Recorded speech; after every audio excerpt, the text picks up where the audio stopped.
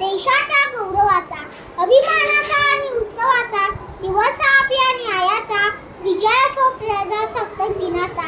सन्माननीय सूर्याप्रमाणे तेज दिसणारे व्यासपीठ, चंद्राप्रमाणे शीतल छाया देणारे परीक्षक आणि तान्याप्रमाणे चमकणाऱ्या माझ्या देशबांधवांनो, सर्वप्रथम सर्वांना नमस्कार. माझे नाव आर्विकामिन दाभाडे. मी इयत्ता पहिली क मध्ये शिकतो. माझ्या शाळेचे नाव विवेकानंद संकुल सानपाडा मध्ये शिकतो. आज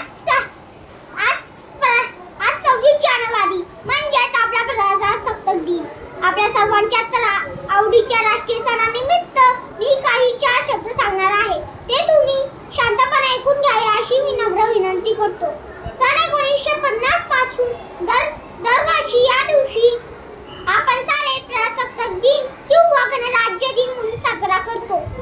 आपल्या देशाला स्वातंत्र्य मिळाले आणि आपण ब्रिटिश राजवटीच्या गुलामगिरीच्या दोखंडातून मुक्त झालो.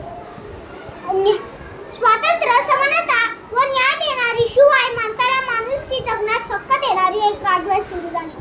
त्या सर्वांचा पाया होता भारताची राज्यघटना.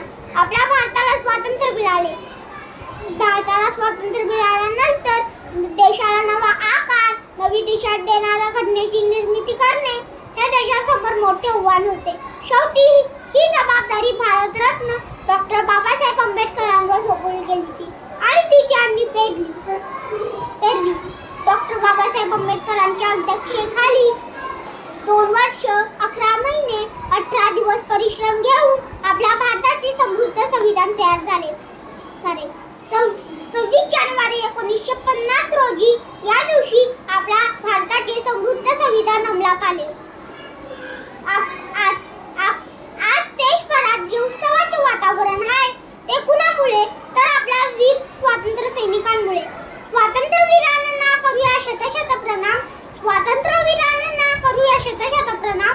त्यांच्याच निस्वार्थ त्यागामुळे भारत बनला महान. त्यांच्याच निस्वार्थ त्यागामुळे भारत बनला महान. शेवटी मी एवढेच म्हणे, थोर आमची भारत माता आम्ही तिचे संतान. थोर आमची भारत माता आम्ही तिचे संतान. प्रिय आम्हाला आमचा भारत देश महान. प्रिय आम्हाला आमचा भारत देश महान.